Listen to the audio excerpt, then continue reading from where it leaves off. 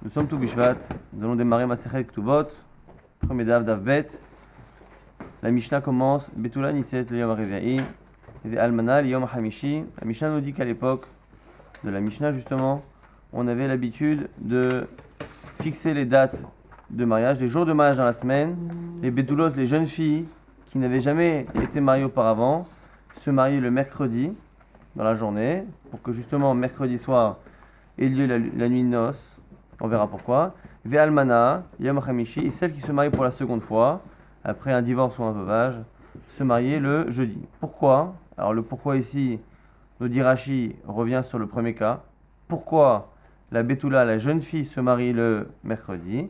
Chez Pamayim Beshabbat, Batedinim, Yoshvim, Baryarot. Parce que 2 fois dans le Shabbat, donc 2 fois ici dans la semaine, ça veut dire Shabbat, 2 fois dans la semaine, les Batedinim avaient l'habitude de siéger dans les villes.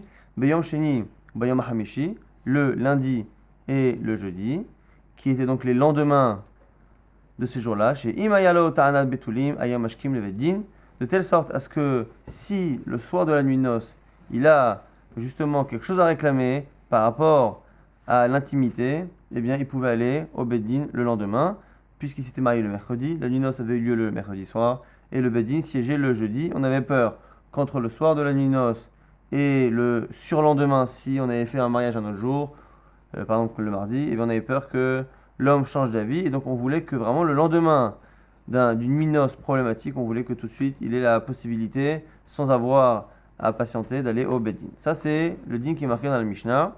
Et là-dessus l'Agmar nous rapporte une halakha au nom de Shmuel.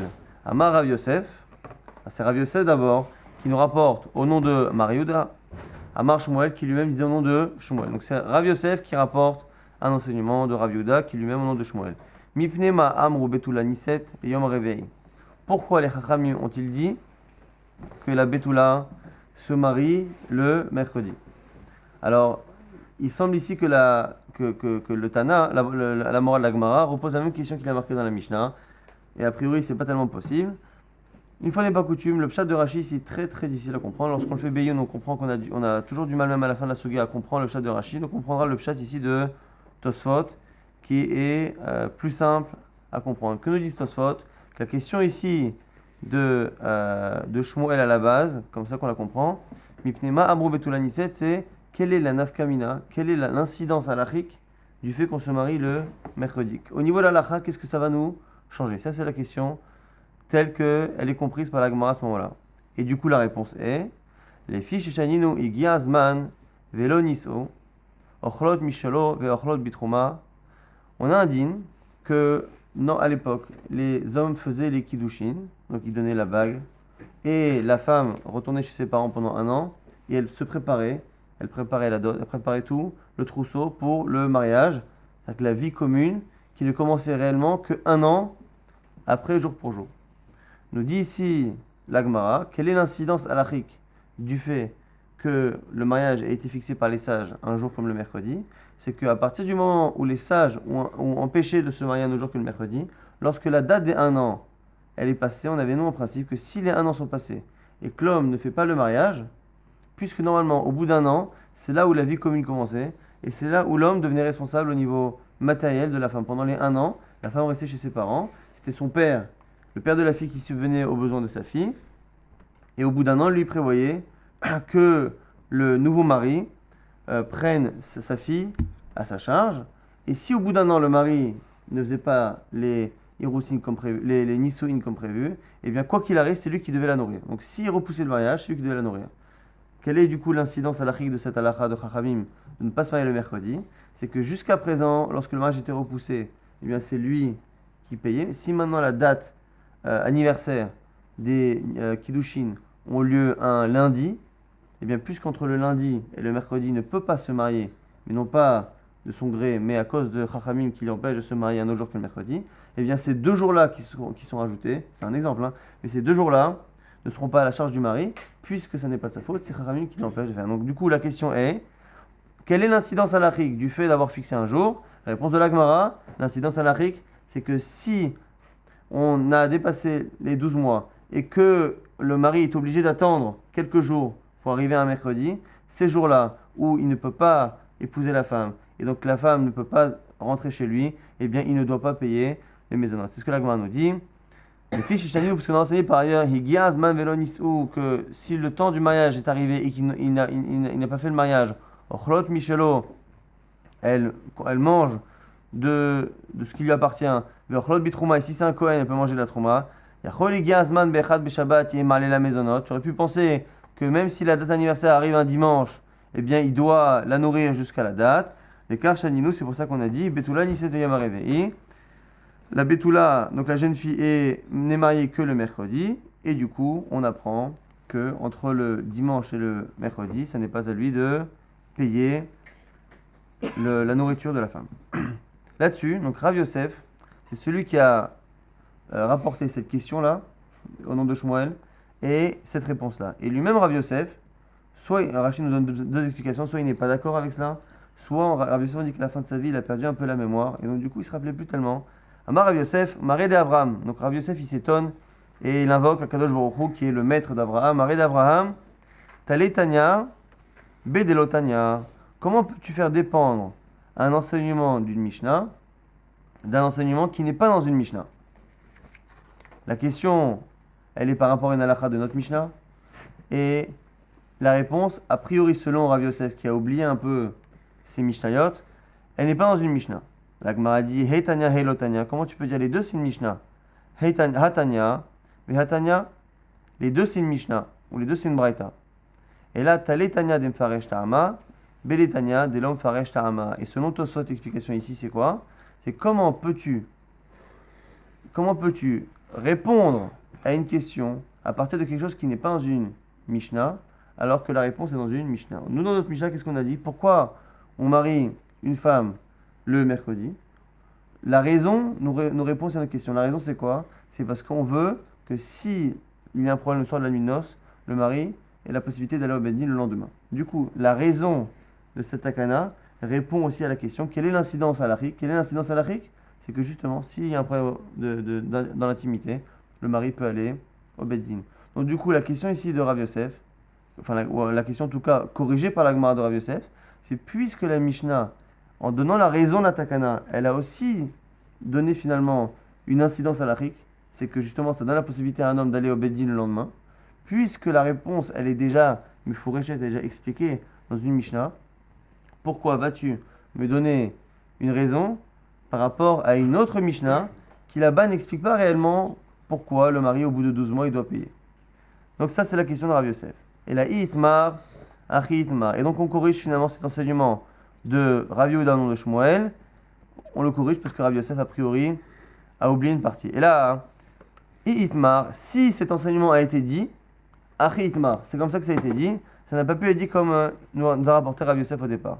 Ma Rav Yehuda Mar Shmuel, Mipnema Amru Betulani Set Ve'arevé. Pourquoi la femme est mariée le mercredi? Parce que, et pour l'instant, la Braïta reprend exactement le même texte que la Mishnah. Pourquoi se marier le mercredi? Pour qu'il puisse aller au Beddin. Du coup, et c'est là la partie qui manque dans l'enseignement de Shmuel, que Rav Yosef avait oublié, c'est qu'il y avait une autre question. Vetinase be'echad be'shabbat.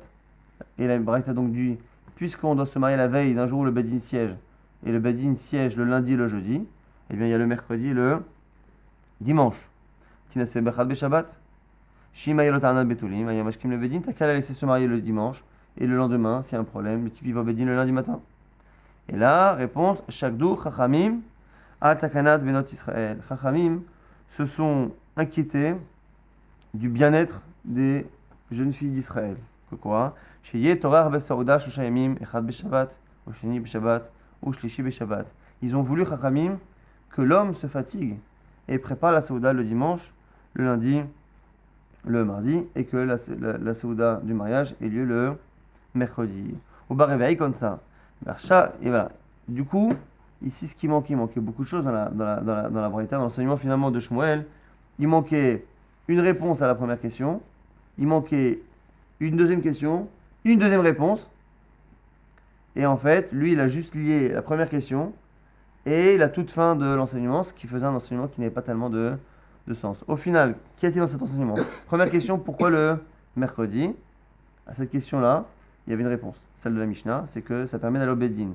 À ça, De là naît une seconde question. Si c'est pour aller au Bedin, il reste le dimanche. Ça, c'est ce que Rav Yosef va oublier de poser comme question. Il y avait aussi une réponse qu'il a oubliée, c'est quoi? C'est que pourquoi finalement on n'a pas choisi le dimanche? Parce que si on se marie le dimanche avec le Shabbat la veille, on n'a pas le temps de préparer un beau mariage. Et les Chachamim n'ont pas voulu qu'à cause de leur takana, eh bien les filles n'aient pas un beau mariage. Donc ils ont préféré bloquer au mercredi. Et du coup, une fois qu'on a dit tout ça, il y a une conséquence. Et cette conséquence-là, Rav Yosef a cru que c'était la réponse à la première question. Le fait qu'entre la première question et la conséquence finale des deux réponses, eh bien, il a fait le lien entre les deux et ça donne un enseignement qui n'avait ni queue ni tête. Et du coup, quelle est la conséquence de ces deux halachot? Que finalement, à cause du fait que Chachamim ne veulent pas que la fille ait un mariage qui ne soit pas préparé et qu'ils ont voulu en même temps que ce soit la veille d'un Beddin, ça donnait un mariage le mercredi. La conséquence, Vershav Sheshaninu Shagdu Ota Sheshaninu Ota Sheshaninu Giazman Velonis Ocholod Michelo Vercholod Bitroma. Et maintenant qu'on a dit que Chachamim ne veulent pas qu'elle se marie le dimanche, mais qu'ils veulent qu'elle se marie le mercredi, une fois que les 12 mois arrivent à une date X, et Giazman Vechad Beshabbat, si ce moment-là, ces 12 mois arrivent un dimanche, Mitor Sheno Yachol Lichnos, et no Marle la Maisonot, du fait qu'ils ne puissent pas faire les Nisuin à cause de Chachamim, eh bien ils ne payent pas. Donc encore une fois, ici, on a finalement deux questions qui sont répondues. Et de ces deux réponses-là, naît une incidence halachique qui est de finalement, à partir du moment où Chachamim ont bloqué une date dans la semaine et l'homme ne peut pas, justement,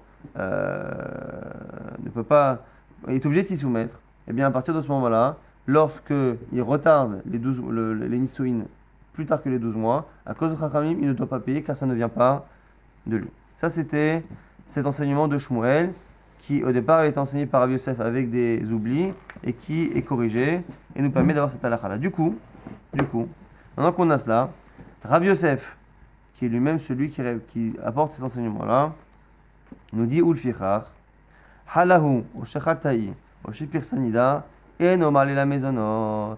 De la même manière qu'on a appris dans cette braïta que dès que Chachamim l'empêche de faire les Nisuin, eh bien il n'a plus l'obligation, après les 12 mois, de payer et de nourrir cette femme-là, si ça n'est pas de sa faute, s'il ne peut pas faire les Nisuin, eh bien, ce sera la même chose pour tous les cas de force majeure. Il est malade, elle est malade, ou elle est nida. Alors vous allez me dire, nida, en quoi ça pose problème? D'ici naît la chita de certains rishonim, que la choupa, c'est yichud. Que le fait de faire choupa Nisuin, c'est yichud, et c'est pour ça qu'on ne peut pas le faire lorsque la femme, elle est nida. Mais c'est un sujet bifnaratzmo. En tout cas, on voit ici que Rav Yosef propose de dire que tous les cas de force majeure, si lui il est malade, il ne peut pas faire la choupa, elle est malade, elle est alitée, elle ne peut pas faire la choupa, et elle est nida, pour l'instant on comprend qu'il ne peut pas non plus faire la choupa. Dans tous ces cas-là, si les 12 mois sont dépassés, et que c'est à cause d'une maladie de chez elle ou de chez lui, ou qu'elle est nida, que les nisuin n'ont pas lieu, ça n'est pas de sa faute, et donc il ne paye pas, à partir de la fin des 12 mois, il ne paye pas les maisonnotes, donc la nourriture de la femme. Ça, c'est la première version de ce qu'on a dit. Mais Ikadebae là, Mibae. Il y en a qui disent qu'en fait, sur les autres cas, c'est une question. C'est-à-dire, le fait que le mari ne paye pas après les 12 mois, lorsque il est empêché de faire les Nisuin à cause de Chachamim, tout le monde est d'accord. Tout le monde est d'accord qu'à partir du moment où c'est Chachamim qui l'empêche, c'est un vrai cas de force majeure. Mais dans le cas où c'est une maladie chez lui ou chez elle, il y en a qui disent que c'est pas évident, que ce soit la même chose, et c'est une question de la Gemara. Mibaya, halahu, mahu. Si c'est lui qui tombe malade, qu'est-ce qu'on va dire? Mahu atam ta'amama mishum de anis, ve'achanami ha'anis. Est-ce qu'on regarde simplement le fait que ce soit une force majeure, c'est-à-dire que c'est extérieur, c'est pas de sa faute s'il est malade, a priori, n'est-ce pas? C'est pas de sa faute, c'est a priori imprévisible, et c'est irrésistible, les trois conditions de la force majeure en droit civil. Est-ce que ça rentre là-dedans? Et donc du coup, de la même manière qu'il ne peut rien faire contre une takana chachamim, il ne peut rien faire non plus contre une maladie qui le met au lit. Odilma, atamanis betakanta de takinule, rabanan, achalo. Ou peut-être que ce n'est que parce que c'est une takana chachamim qu'il est dispensé, mais dès que c'est quelque chose qui le concerne lui, c'est à lui d'assumer. Jusqu'à la question ici que la Gemara va se poser sur plusieurs cas, c'est jusqu'à où les Chachamim ont dispensé un homme lorsque les 12 mois sont passés. Vous allez voir qu'en gros, c'est est-ce que au bout des 12 mois, on ne le fait payer que lorsqu'il est fautif, plus ou moins, c'est une punition. Et si c'est une punition, à partir du moment où c'est pas de sa faute, il n'a pas fait exprès d'être malade, il n'a pas fait exprès qu'elle soit malade, à ce moment-là, dans tous ces cas-là, il est malade, elle est nida, il ne devrait pas payer. Ou est-ce que non, c'est beaucoup plus restreint, c'est Davka dans le cas où c'est les sages qui lui demandent de payer au bout de 12 mois. Mais d'un autre côté, c'est les sages qui l'empêchent de se marier, il ne faut pas exagérer. C'est les sages qui veulent qu'on paye au bout de 12 mois, c'est les sages qui m'empêchent de me marier au bout de 12 mois. À un moment donné, c'est normal qu'eux assument. Puisqu'ils m'empêchent de me marier au bout de 12 mois, il est logique qu'eux ils assument et qu'ils ne me fassent pas non plus ce knas-là de m'empêcher de marier. Ou s'ils m'empêchent de marier avant mercredi, il ne faut pas qu'ils me fassent payer au bout de 12 mois, parce qu'à ce moment-là, ce serait injuste. Ça, c'est la question de la Gemara. Ve'im timtselomar. Et la Gemara, maintenant, avance dans les possibilités. Elle dit Ve'im timtselomar. Et même si tu voulais résoudre la première question, j'ai encore une autre question. Sachant ici que la Shita Gaonim, la Shita des Gaonim, premier commentaire de la Gemara, est de dire qu'à chaque fois qu'on a un doute, et que dans la suite après, on repose une autre question, en partant du principe que le premier cas a été résolu, donc on a un doute entre blanc et noir. Et même si tu dis noir, qu'est-ce que tu fais de ce cas-là? Il y en a qui disent, Shita Gaonim, et je crois aussi c'est souvent la Shita du Rambam, que lorsqu'on dit, et si tu dis que, ça veut dire que c'est une manière de dire qu'on a déjà tranché. Et du coup, souvent, il ne reste réellement à la fin de la Gemara que le dernier, ou les deux derniers, doutes. Tous les autres qui ont été mis de côté en disant, et si tu dis que, c'est une manière de dire qu'effectivement on dit que, il y en a qui disent que non, et donc du coup à la fin on se retrouve avec tous les doutes, c'est une marloquette. Veim tim selomar, chalahu, malela mezonot, chaltahi, mahu, matsi amarla, ana haka amina, odilma, matsi amrale, nistarfa sadehu. Même si tu dis que lui quand il est malade, écoute, c'est son problème. C'est lui qui est malade, c'est son problème. Il faut qu'il assume. Il a un empêchement, c'est vrai, il ne pourrait rien y faire, mais d'un autre côté, il faut qu'il assume. Est-ce que tu vas dire ça quand il est malade, mais est-ce que tu vas même dire ça quand elle est malade? Alors vous allez me dire non, quand elle est malade, à la limite, c'est extérieur à lui, et la logique voudrait que si lui doit assumer ses maladies, elle aussi devrait assumer les siennes. Mais la Gemara dit non, tel qu'elle peut lui dire, nistarfa sadehu. Et c'est une manière de lui dire à lui en face, que quoi? Ton champ a été inondé. Ici, dans la parabole, la femme c'est le champ. C'est pour dire qu'à partir du moment où je suis censé être ta femme, eh bien, tout ce qui m'arrive dépend de ton mazal. Et c'est ton mazal qui a fait que je suis tombé malade. Et c'est ça ici la question de la Gemara. C'est est-ce que, si on part du principe qu'on ne dispense pas l'homme dans tous les cas de force majeure, si on part du principe que dès que c'est lié à son mazal, il faut assumer, jusqu'où va son mazal? Est-ce que son mazal est restreint à ce qui lui arrive à lui, ou même quelque chose qui n'est pas normal qui arrive chez sa femme, donc une maladie qui n'est pas prévue, est-ce que cette maladie-là rentre dans le mazal de l'homme ou pas? Ça c'est la question de la Gemara. Et si tu voulais me dire, Amrale nistarfa sadehu, pirsa nida mahu. Et même si tu voulais dire que voilà, même les maladies de la femme, ça rentre dans le mazal de l'homme. J'ai une autre question maintenant. Est-ce que nida, ça rentre birchlal dans une question de mazal? Alors de quel nida parle ton Gemara dit? Béchad vesta lotiva elach. Si la femme, on parle qu'elle est nida à une date prévue, c'est-à-dire qu'elle a un cycle qui est régulier, et au moment de la date des 12 mois, ben c'est son cycle.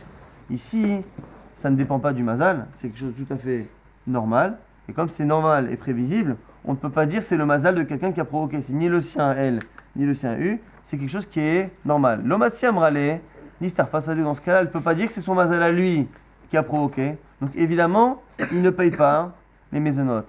Kitiva elach, lorsque la question est posée, chez l'obeshad vesta, dans un cas où elle est nida de manière imprévue. Hors cycle habituel, elle est nida. Et c'est là la question. Mai, kevan de l'obeshad vesta, avia matsia amrale, nistarfa sadehu. Est-ce que, parce que les règles ici ne sont pas venues à temps, ça rentre dans le mazal? Et si ça rentre dans le mazal, si on part du principe, comme on a dit avant, que le mazal de la femme dépend de l'homme, eh bien c'est à lui d'assumer. Odinma, kevan de ikaneshe de ka mishnaya vestayhu, keshad vestadame. Ou est-ce que parce que il arrive que certaines femmes n'aient pas justement des menstruations régulières, eh bien est-ce que à cause de cela, ça veut dire que finalement, même lorsque ça n'est pas régulier, ça n'est pas considéré comme étant exceptionnel, et comme ça n'est pas exceptionnel, ça ne dépend pas du mazal. Et si ça ne dépend pas du mazal, ça ne dépend pas du mari. Donc je répète ici les questions de la Gemara. Première possibilité, simple, c'est quoi? c'est que dès que l'homme n'est pas responsable, il est dispensé. De la même manière que lorsque c'est les chachamim qui l'empêchent de se marier, eh bien, il est dispensé. Pareil, dès que quelque chose l'empêche de se marier et qu'il ne l'a pas cherché, il ne l'a pas souhaité, donc qu'il soit malade lui, qu'elle soit malade elle, ou qu'elle soit même nida. Ça, c'est la première possibilité. La Gemara après envisage de dire que non, peut-être que c'est différent et peut-être que la raison pour laquelle il est dispensé, c'est parce qu'on ne peut pas lui demander, nous, chachamim, de payer notre punition qu'on a inventée à partir du moment où c'est à cause de nous qu'il ne peut pas se marier. C'est démagogique. Mais dans le cas où il est malade, ce serait peut-être différent à lui d'assumer. Et même si tu dis qu'il doit assumer ses maladies, parce que c'est son mazal, est-ce que les maladies de la femme rentrent dans le mazal de l'homme ou pas? C'est la question. Et si tu dis que les maladies de la femme rentrent dans le mazal de l'homme ou pas, est-ce qu'une femme qui a des règles en dehors de ses dates habituelles, est-ce que ça rentre dans le cadre d'une maladie exceptionnelle qui, si les maladies des femmes sont dans le mazal de l'homme, celle-ci aussi rentre dans ce cadre ici. Donc la question de Nida ici, elle est liée, c'est théorique. Est-ce que Nida, qui n'est pas à sa date habituelle, est-ce que c'est considéré comme une maladie exceptionnelle ou il n'y a pas de caractère exceptionnel à des règles qui ne sont pas en leur temps, puisque la Gemara nous dit qu'il est possible que, puisque certaines femmes ont justement des règles qui ne sont pas régulières, finalement, même quand c'est pas régulier, ça n'est pas exceptionnel. C'est la question de la... Enfin, ce sont les questions de la Gemara. Pashit Rav Achai. Alors ici, la Gemara dit que Rav Achai a cherché à résoudre cette question-là, la Gemara. Alors sachez que Rav Achai, c'est le nom d'un des premiers Savoraïm, d'un des premiers commentaires post-Gemara. Vous savez que dans la Gemara a été écrite par les Amoraïm. Il y a quelques lignes dans le Shas qui ont été rajoutées après l'écriture de la Gemara par ce qu'on appelle les Savoraïm, les tout premiers sages après la Gemara. Parmi ces Savoraïm, il y en a un qui s'appelait Rav Achai. Et du coup, très souvent, ils n'ont pas le même langage que les sages de la Gemara. Et ici, dans Tosfot, on a une marloquette entre Rashbam et Rabbeinu Tam. Est-ce que ici, ce Rav Achai, qui vient résoudre le problème et qui le dit avec un langage qui est inhabituel, Pashit, c'est pas en général le langage de la Gemara. Est-ce que ce Rav Achai, ça fait partie des Savoraïm, et donc c'est une partie de la Keta la Gemara qui a été rajoutée plus tard, ou pas? Rashbam dit que oui, Rabbeinu Tam dit que non. En tout cas, ce Rav Achai essaie de résoudre la question, est-ce que finalement, tous les cas de force majeure dispensent le mari de payer, ou ça va dépendre de son mazal, et si ça dépend de son mazal à lui, et que dès que c'est son mazal, il doit payer, quelle est la limite de son mazal? Ses maladies à lui, ou même ses maladies à elle, et est-ce que, même si on dit ses maladies à lui et à elle, est-ce que Nida imprévu rentre aussi dans ses maladies à elle, qui sont liées au mazal de l'homme? Pashit Rav Achai, on a dit, Giazman, Velo Nis'u, Ocholod Mishelo, Veocholod Bitrouma. Dans la Mishnah, on a dit quoi? Dans la Braïta qu'on a étudié tout à l'heure, on a dit que en général, on dit à un homme d'épouser sa femme au bout de 12 mois. Si les 12 mois sont arrivés, eh bien, il doit payer. Et là-bas, il y a marqué quoi? Si les 12 mois sont arrivés et que elles, les femmes, n'ont pas été épousées. Il y a marqué quoi là-bas? Velo nis ou c'est un passif et on parle ici des femmes. Lonas ou lokatane. On n'a pas dit que c'est les hommes qui n'ont pas épousé les femmes. Et là, lonis ou. C'est-à-dire qu'en fait, on n'a pas dit qu'au bout de 12 mois, ils n'ont pas épousé les femmes, ils doivent payer les hommes. Marqué non. Si au bout de 12 mois, elles n'ont pas été épousées les femmes, elles consomment du porte-monnaie de monsieur et elles mangent de la trouma de monsieur Cohen. Le fait que le sujet là-bas de la Braïta ce soit les femmes, c'est venu nous dire qu'elles n'ont pas été épousées parce que justement elles sont responsables un peu de cela. Et donc nous dit ici Rav Achai, c'est une manière de dire qu'ici on parle d'un cas où l'empêchement de consommer le mariage est lié justement à la femme, puisqu'on a dit que c'est elles qui n'ont pas été épousées, comme si elles ne s'étaient pas laissées épouser. La Gemara dit donc c'est quoi? C'est les femmes. Et là, l'on ou katane. Echidame, de quel cas parle-t-on? Idekame agvan inhi. Alors, au sens propre, on a l'impression qu'elles n'ont pas été mariées, ça s'entend qu'elles ne se sont pas laissées faire, qu'elles n'ont pas voulu. La Gemara dit attends, si c'est elle qui ne veut pas, ça n'a aucun sens de punir l'homme. Amayochlon michelo, verchlon bitrouma. Insensé d'imaginer que le mari soit obligé de payer et de nourrir cette femme-là en knas, en punition, alors que c'est elle qui refuse le mariage. Et la lave, des itnis, Ki haïgavna, on est obligé de dire que c'est quoi? Un cas où elle-même, elle a une force majeure. Et c'est quoi la force majeure? C'est sûrement la question justement que l'on a posée. C'est lorsqu'elle est nida. Ve katane, et malgré tout on a dit, katane ochlod michelo, ve ochlod bitrouma. Et on a répondu que justement, elle mange de la trouma. Et donc du coup, selon Ravachai, puisque le sujet là-bas, c'est la femme, ça vient nous apprendre qu'on est dans un cas justement où l'empêchement vient de la femme, mais un empêchement qui est involontaire. Et donc c'est quoi? C'est le cas justement où elle est nida de manière imprévue. Ce qu'on a dit, si elle était nida de manière prévue, c'est sûr que ça dépend d'elle. C'est sûr que ça dépend d'elle et c'est pas lui de payer. Si c'est elle qui ne veut pas venir au mariage, c'est évident. C'est quoi le seul cas intermédiaire? C'est le cas où ça vient d'elle, mais pas de sa volonté. C'est dans le cas où elle est nida. Et si c'est ça le cas de la braïta, eh bien il y a marqué là-bas que c'est lui qui doit la nourrir. Donc on aurait notre réponse selon Ravachai. Amar Ravashi, Ravashi répond. C'est de là que Tosfot disent que ça ne peut pas être Ravachai, celui qui vient après l'Agmara. Pourquoi? Parce que s'il vient après l'Agmara, c'est impossible que Ravashi de l'Agmara lui réponde. Problème d'anachronisme. Amar Ravashi, donc du coup, Tosfot disent que c'est un autre Ravachai qui est à l'époque de l'Agmara. Amar Ravashi, le Olam et Malach, Kolunsa lo achla, et des Kame Agve Inhu, ou Bedinhu de Eba el Limitne, Lonaso. On aurait pu réellement dire Lonaso. Nous dit Ravashi, tu n'as aucune preuve. Tu n'as aucune preuve. Et dans l'absolu, à chaque fois qu'il y a un empêchement pour l'homme, eh bien, il ne doit pas payer. Et du coup, pourquoi alors dans la Mishnah, on a dit que c'est les femmes qui ne se sont pas laissées marier? Il nous dit, c'est Ravashi, tu n'as rien à déduire de là. Pourquoi? Parce que Vaïde de Tana Recha Bedidhi, Tana Nami Sefa Bedidhi, puisque le début de la Braïta avait utilisé la femme comme sujet, eh bien, pour laisser une certaine homogénéité dans cet enseignement, on a gardé la femme comme sujet à la fin.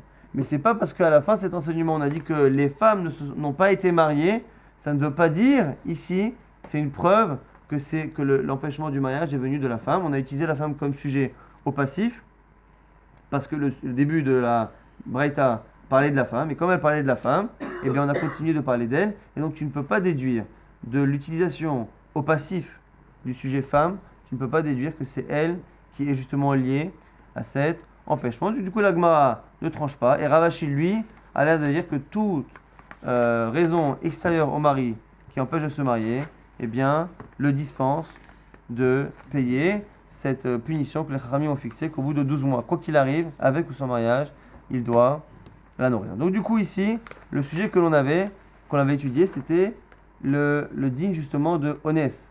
Est-ce que dans cette Takana Chachamim, qu'au bout de 12 mois, s'il n'épouse pas, eh bien, il est obligé de payer la nourriture de la femme, est-ce que cette halakha-là, elle est sujette justement au Onès?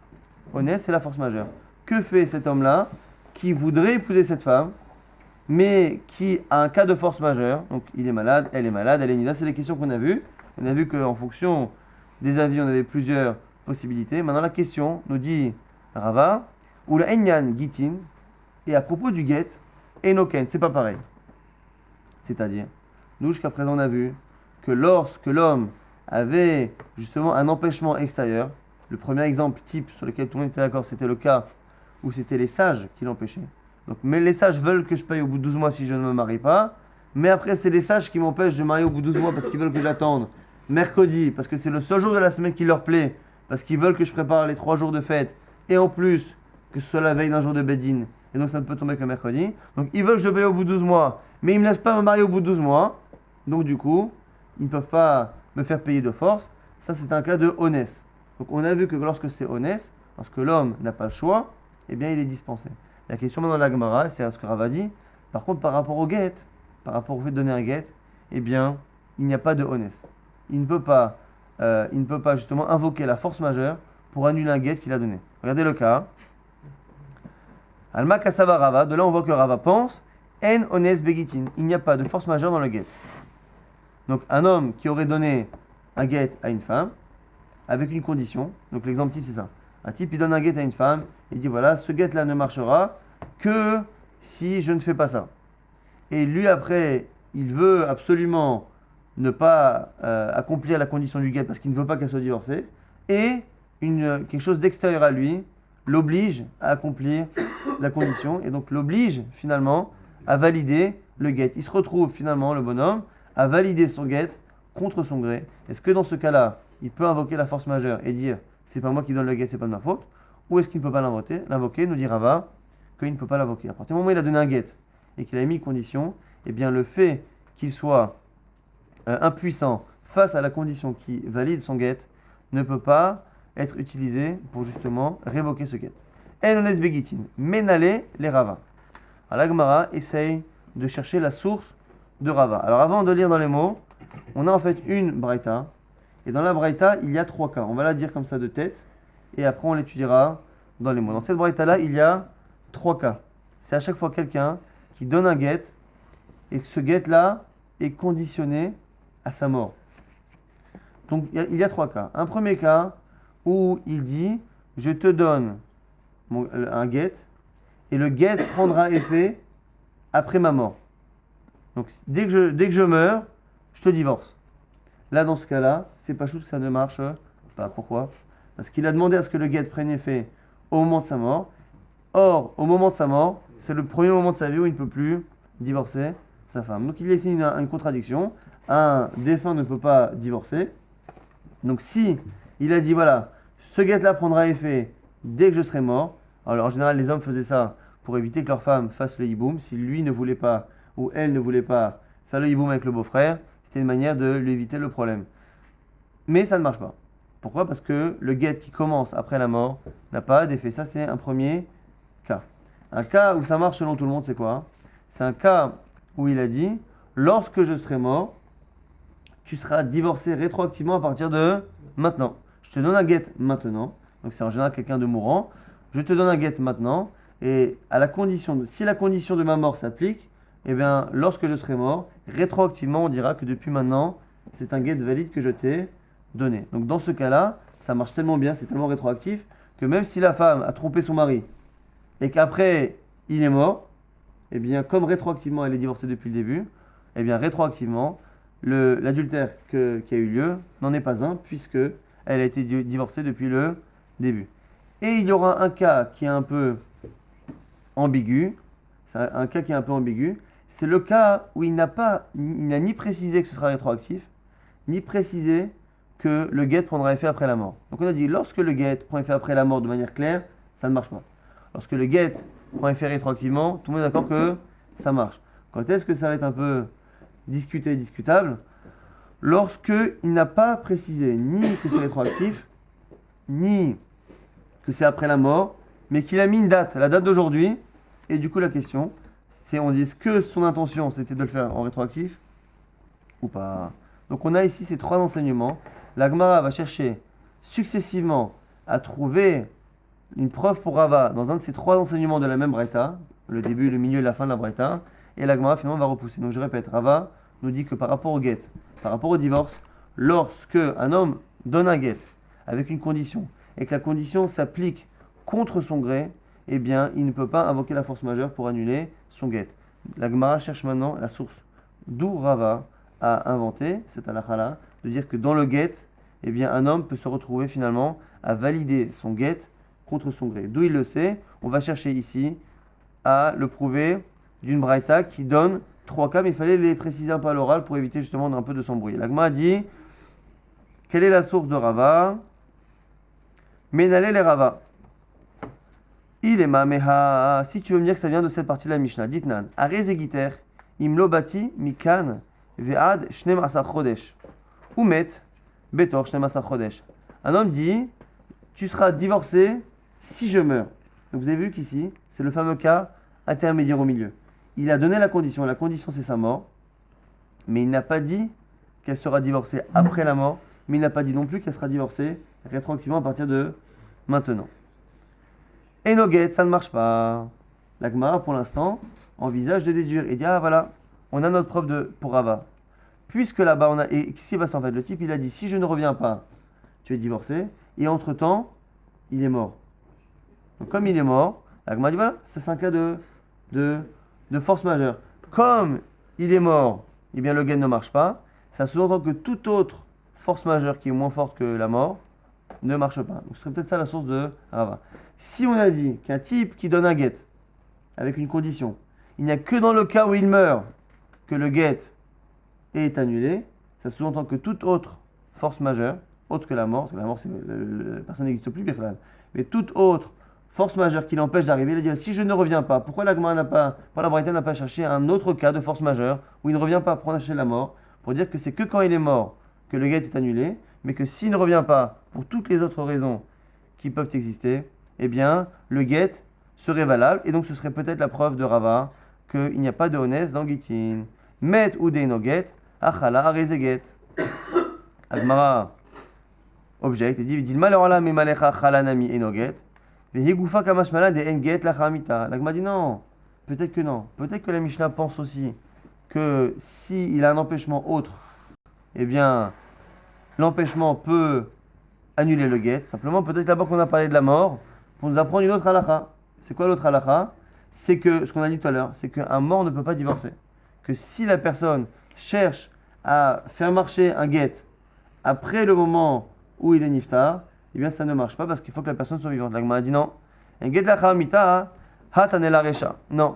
Le fait que un mort ne peut pas divorcer, on l'apprend du début de la Mishnah. Et le début de la Mishnah, c'est le cas que j'ai dit tout à l'heure. Un homme qui dit clairement à une femme, voici le get qui commencera à fonctionner après ma mort.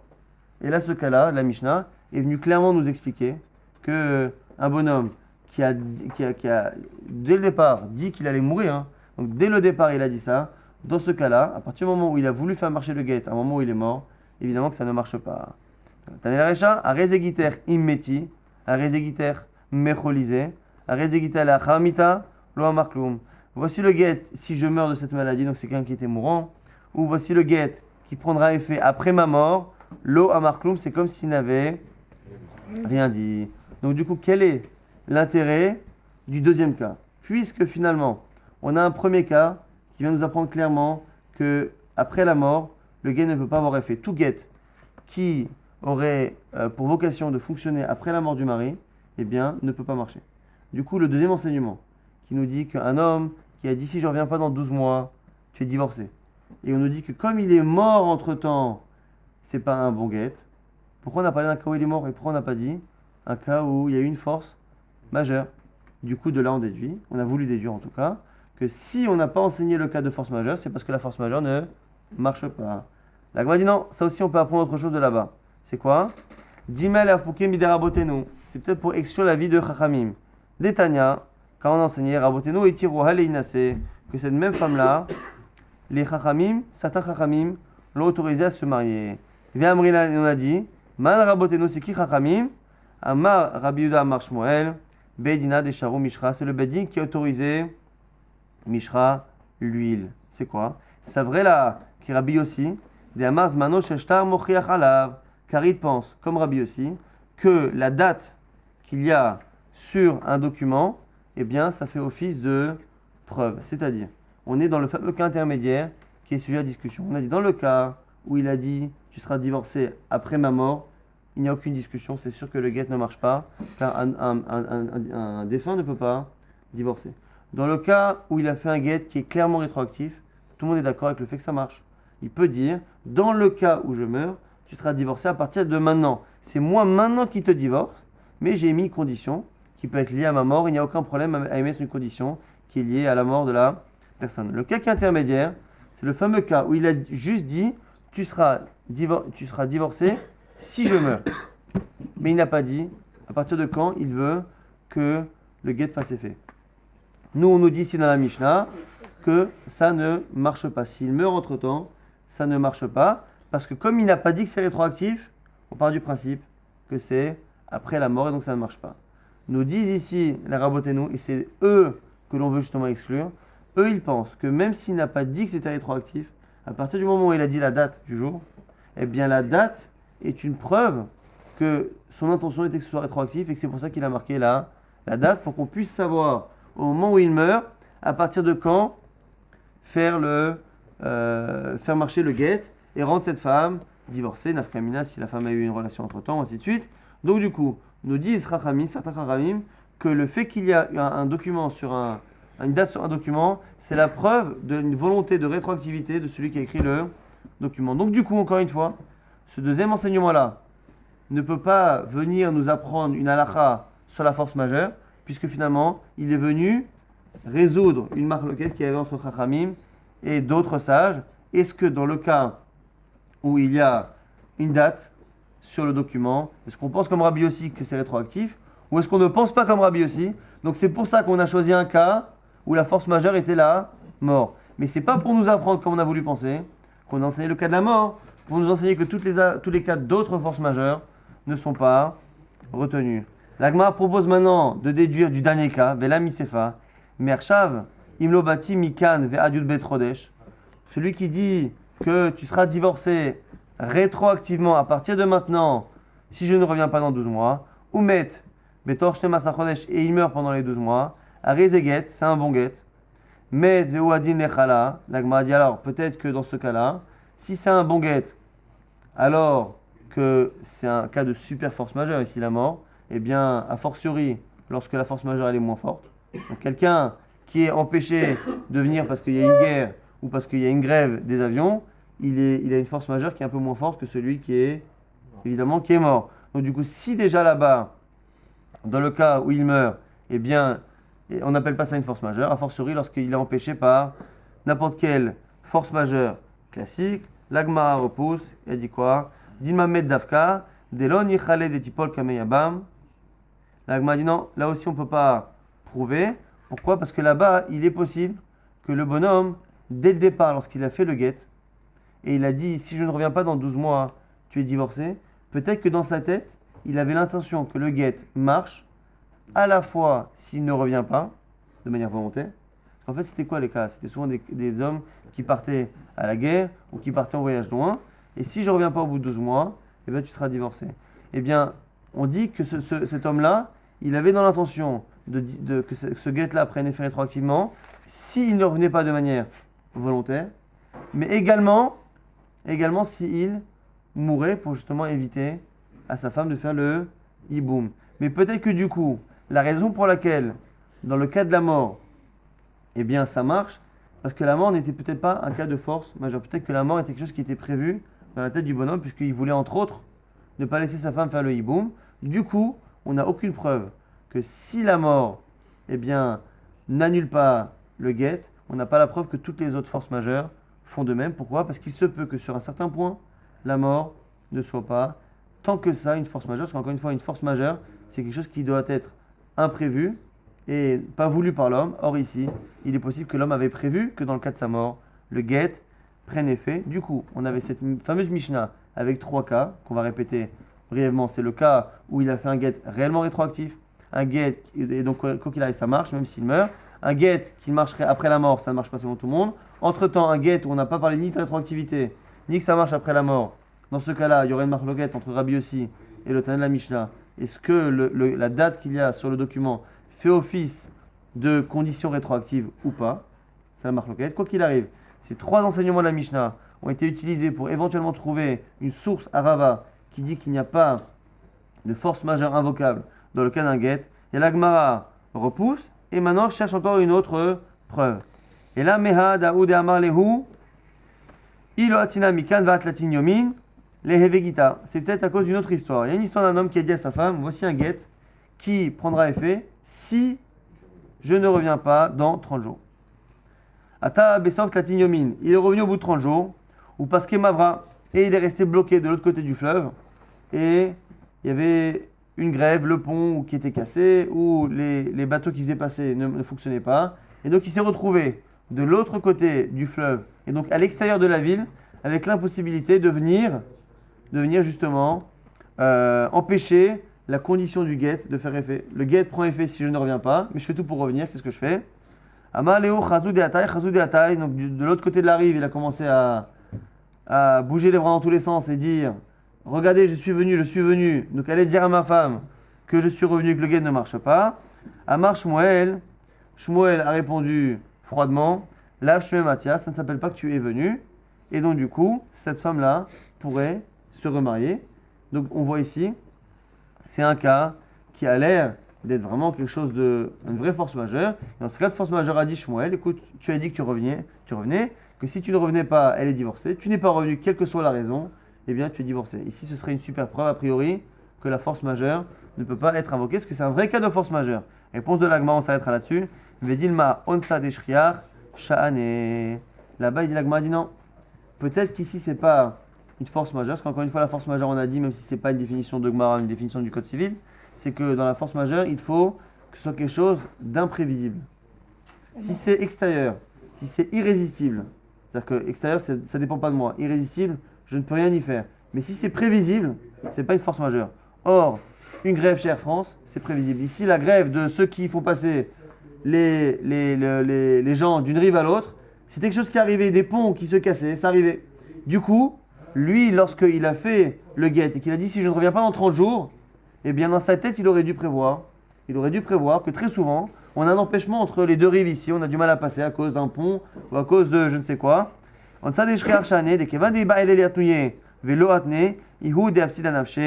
Puisqu'il aurait dû prévoir, à partir du moment où il n'a pas prévu, et bien du coup il ne peut pas invoquer la force majeure, puisqu'encore une fois la force majeure doit être imprévisible. On répète rapidement ce qu'on a fait aujourd'hui. On a expliqué pourquoi les jeunes filles se marient le mercredi. On a dit parce qu'il fallait que ce soit la veille d'un jour où le Beddin siégeait pour que l'homme puisse aller au Beddin, éventuellement invoquer un problème au niveau de l'intimité. On expliquera pourquoi plus tard. Et on n'a pas voulu le faire la veille du lundi, parce que si c'était la veille du lundi, avec Shabbat, on n'avait qu'un jour pour préparer le mariage. On voulait que les femmes aient un beau mariage. Donc on a fixé le mercredi, ça c'était la réponse de la Gemara. Après on avait vu que du coup, il y avait une autre halakha qui était modifiée. Là, il y avait une halakha qui disait qu'au bout de 12 mois après les Kiddushin, l'homme devait payer quoi qu'il arrive la nourriture de la femme si le mariage n'arrivait pas. Du coup maintenant, puisque c'est Chachamim qui l'empêche de se marier avant mercredi, il ne doit pas payer. Et les questions qui étaient posées par la Gemara, c'est est-ce que c'est que lorsque Chachamim l'empêche de se marier qu'il doit payer, ou même lorsqu'il a n'importe quel empêchement qui n'est pas de sa volonté. Lui malade, elle nida. Et après la Gemara avait dit, même si on dit que lorsque lui est malade, il doit assumer parce que c'est son mazal, quelles sont les limites de son mazal? Est-ce que dans son mazal, il n'y a que ses maladies à lui et ses empêchements à lui, ou même les empêchements de sa femme, puisque ça devient sa femme, et bien ses empêchements à elle, eh bien viennent de son mazal à lui. Et si les empêchements de sa femme viennent de lui comme les maladies, est-ce que le fait d'être nida en dehors du temps, du moment prévu, est-ce que ça rentre justement dans ce genre de cas? Et on avait à la fin Rabat qui nous disait qu'au sujet du guet, il n'y avait pas de force majeure, donc quelqu'un qui donne un guet avec une condition et qui se retrouve contre son gré à accomplir la condition et donc à valider son guet contre son gré, eh bien il ne peut pas invoquer la force majeure pour annuler son guet. La Gemara a cherché ici 4 preuves, 3 dans une Mishnah et 4e dans une histoire avec Shmuel pour essayer de trouver une preuve, et à chaque fois on a repoussé, et à la dernière fois on a repoussé en disant qu'à partir du moment où la chose est prévisible, même si elle est extérieure et irrésistible, lorsqu'elle est prévisible, ça ne s'appelle pas une force majeure. Donc la question reste ouverte, d'où Rava apprend que lorsqu'on donne un guet et que le guet est validé contre mon gré, d'où sait-on qu'on ne peut pas révoquer ce guet à cause d'un cas de force majeure? Ce sera la question résolue demain si Dieu veut.